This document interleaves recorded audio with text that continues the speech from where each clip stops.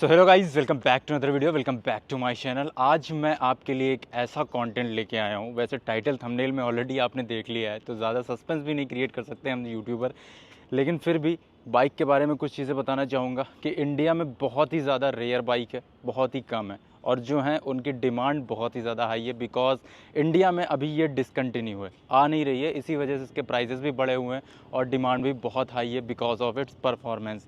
तो सबसे पहले आपको इसका लुक दिखाते हैं। मेरे जस्ट पीछे खड़ी हुई है, देख रहे हो भाई, होंडा की एक ऐसी बाइक जो सबकी सबकी चाहती है। जो भी लोग इसकी पावर से वाकिफ़ हैं, इसके बारे में उनको कुछ बताने की ज़रूरत नहीं है। और आज मैं इस बाइक का रिव्यू करने वाला हूँ आपके लिए, और आपको बताने वाला हूँ बाइक चलने में कैसी है।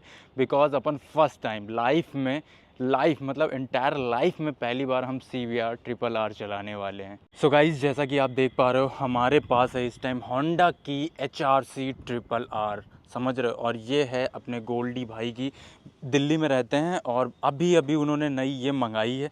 और जैसे ही मंगाई उन्होंने मेरे को कॉल किया कि सूरज भाई, अगर आपको ये बाइक चला के देखनी है तो आ जाओ फटाफट दिल्ली, बिकॉज़ एक ऐसी बाइक आ चुकी है अपने पास जिसके आप दीवाने हो। और जैसे ही उन्होंने इस बाइक का नाम लिया, अपन तुरंत फ़्लाइट में बैठे, फ़्लाइट बुक मारी और फटाफट आ गए दिल्ली इस बाइक को चलाने के लिए।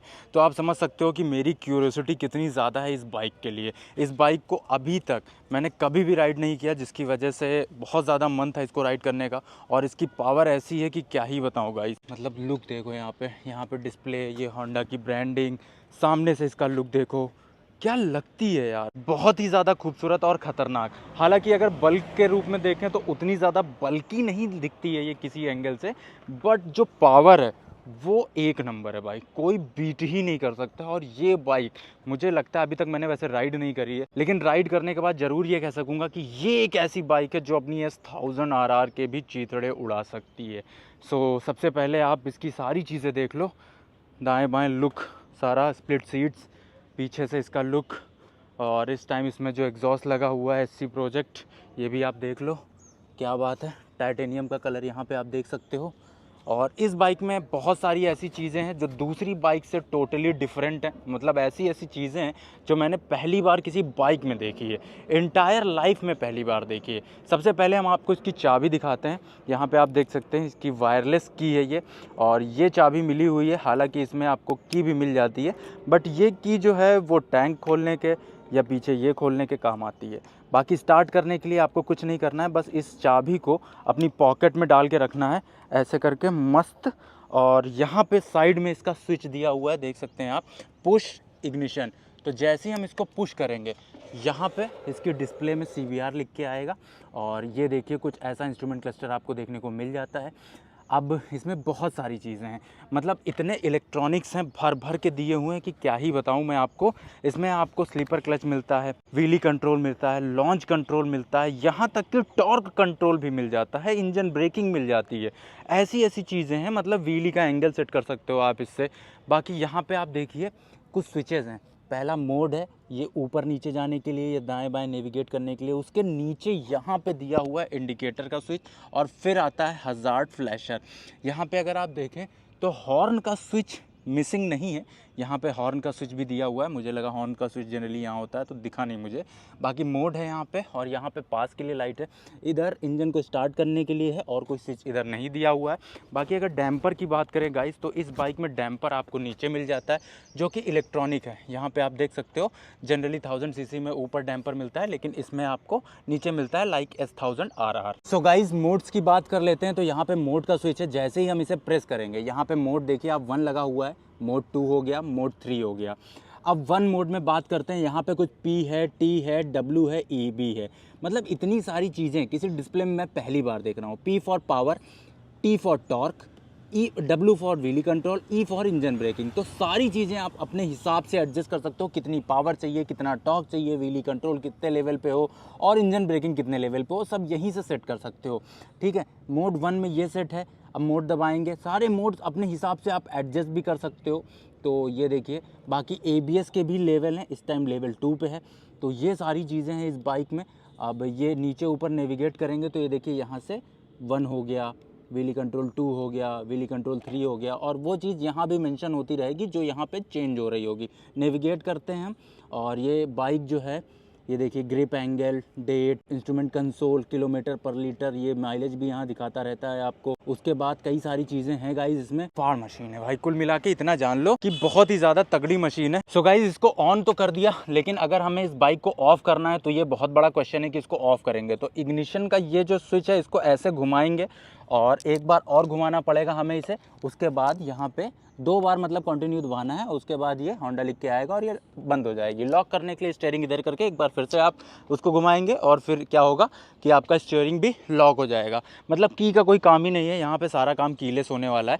अब सबसे पहले इसकी पावर की बात कर लेते हैं। तो इसमें आपको 1000 सीसी का इंजन मिलता है। 1000 सीसी में भाई साहब ये जो परफॉर्म करती है एकदम फाड़। 215 bhp की पावर मिलती है, 113 न्यूटन मीटर का टॉर्क मिलता है। अगर दूसरी बाइक से कंपेयर करें तो इतना टॉर्क तो मिल जाता है, लेकिन इतनी पावर नहीं मिलती है आपको किसी और बाइक में। बट इसमें आपको 218 PS और 200 उसी को आप कन्वर्ट करोगे तो 215 हॉर्स पावर आपको मिलने वाली है। बाकी ब्रेक्स कैलिपर तो आप देख सकते हो निफिन के हैं, जैसा कि अपनी BMW पे हैं, बट शोवा के सस्पेंशन यहाँ पे आपको मिल जाते हैं। दोनों सस्पेंशन आपको शोवा के मिलते हैं। ये तो आफ्टर मार्केट नहीं है, ये स्टॉक हैं। कुछ चीज़ें इसमें आफ्टर मार्केट हैं, वो भी आपको दिखाऊंगा। जैसे कि ये देखिए आप, ये छोटा सा जो गार्ड लगा हुआ है ये आफ्टर मार्केट है, लेकिन बहुत ही ज़्यादा खूबसूरत लग रहा है। मतलब इसकी डिज़ाइन को कोई भी नुकसान नहीं पहुंचाया है, मतलब डिज़ाइन पूरी दिख रही है। बाकी ये जो फेयरिंग में कव्स दिए हैं ना भाई, लाजवाब लग रहे हैं। पहले तो मुझे लगता था कि ये CBR थोड़ी छोटी लगेगी, लेकिन अगर साइड से हम इसे देखते हैं तो कव्स की वजह से काफ़ी ज़्यादा उभरी हुई लग रही है और बल्कि लुक आ रहा है। बट अगर हम इसे फ्रंट से देखें तो शायद आप लोगों को थोड़ी सी छोटी फील हो कि बाइक थोड़ी सी छोटी है, बट साइड से काफ़ी अच्छा व्यू आ रहा है। और छोटी होने की वजह से, लाइट वेट होने की वजह से ही ये स्पीड पकड़ती है बहुत तगड़े से। इसका वेट है 201 किलो। कुछ ऐसी चीज़ें हैं इस बाइक में जो दूसरी बाइक में आपको देखने को नहीं मिलेंगी। सबसे पहले वो मैं आपको दिखा देता हूँ। यहाँ पे आप देखिए, जनरली जो पीछे का ब्रेक्स कैलिपर होता है, ये कैलिपर ऊपर होता है, बट इस बाइक में आपको ये नीचे मिलता है। सबसे पहली चीज़ ये डिफरेंट मुझे इस बाइक में नोटिस हुई, जो मैं आपको बता रहा हूँ। दूसरी एक चीज़ कि इसका ग्राउंड क्लियरेंस, यहाँ पे आप ग्राउंड क्लियरेंस देख सकते हो, इसकी वजह से कितना कम है। मतलब एक हाथ भर का ग्राउंड क्लियरेंस है। अगर ये 5 उंगलियां हम रख दें तो उसके बाद कुछ नहीं है। तो जनरली रोड्स पे हमें ब्रेकर का खासकर ध्यान रखना पड़ेगा कि नीचे से ये टकरा ना जाए। ये दूसरी चीज़ है जो जनरली दूसरी बाइक्स में आपको देखने को नहीं मिलेगी। तीसरी एक ऐसी चीज़ मैं आपको दिखाता हूँ जो किसी और बाइक में शायद ही आपको देखने को मिले, और वो है ये एक्चुअली कार में आता है। मैंने देखा कि इसको घुमाएंगे जब हम, और घुमाते घुमाते ये आखिर है क्या, ये क्या दिया हुआ है। जनरली बहुत सारे लोग कंफ्यूज होंगे कि ये क्या है, किसी को नहीं पता होगा, लेकिन जो लोग कार चलाते हैं उनके मन में स्ट्राइक कर गया होगा कि क्या है।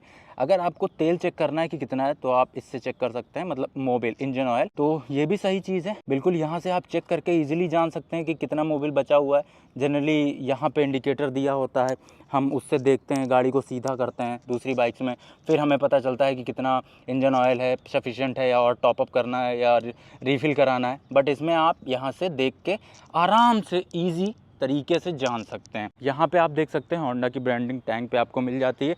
और जैसे टेनार में एक आता है छोटा सा, ये ऐसा, ये डिज़ाइन, ये इन्होंने यहाँ भी दे रखा है। यहाँ पे फ़ोन वगैरह आराम से टिक सकता है वैसे तो, लेकिन ये फ़ोन पर्पज़ के लिए है नहीं। आप जुगाड़ू हैं तो फ़ोन वगैरह टिका सकते हैं।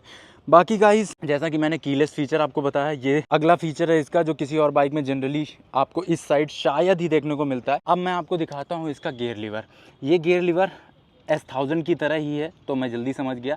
इसको यहाँ से निकाल के यहाँ लगा देंगे तो गियर एकदम रेस ट्रैक की तरह भी आप कर सकते हैं। अभी एक नीचे बाकी ऊपर है, इसको यहाँ से निकाल के यहाँ लगाएंगे तो एक ऊपर बाकी सारे नीचे लगने लगेंगे।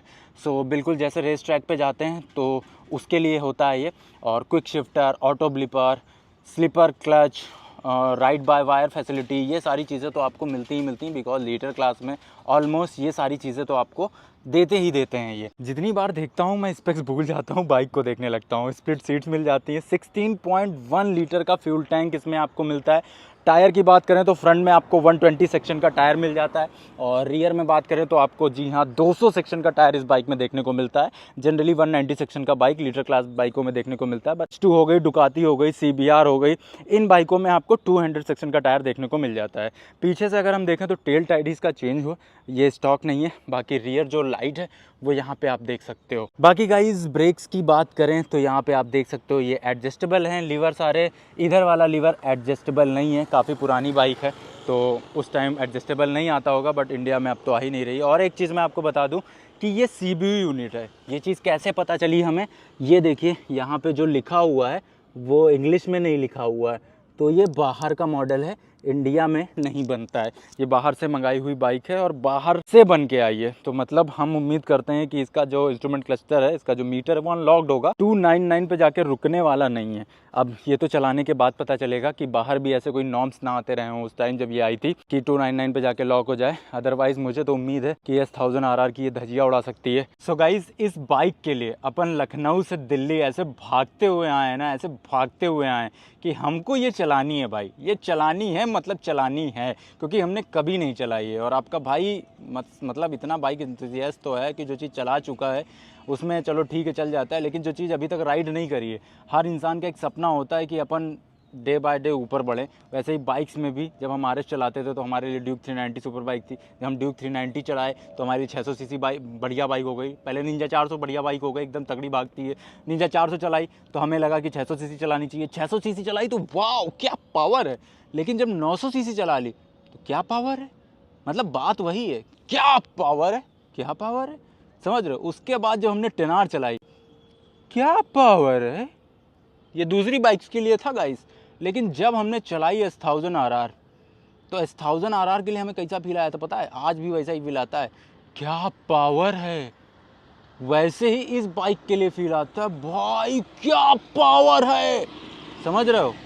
तो इसीलिए अपन भागते हुए आए हैं भाई, और आज इस बाइक को फाइनली पहली बार राइड करने वाले हैं। एकदम लुक वगैरह चेंज भी कर दिया अपन ने। आज से पहले आपने मुझे इस लुक में नहीं देखा होगा कभी भी, और आज पूरा लुक चेंज करके आया हूँ, गेटअप चेंज करके आया हूँ, क्योंकि नई मतलब एक नया सपना पूरा होने वाला है, इसीलिए हमने अपना थोड़ा स्टाइल भी चेंज किया है। देख रहे हो एकदम एकदम मतलब एस्थेटिक बनता जा रहा हूँ, एकदम एस्थेटिक बन के आया हूँ ये बाइक राइड करने के लिए। तो चलो अभी इस बाइक को अपन राइड करेंगे और फिर बताएंगे आपको ये बाइक चलने में कैसी है, कैसा परफॉर्म कर रही है, मज़ा आ रहा है नहीं आ रहा है, सारी चीज़ें आपको बताएंगे।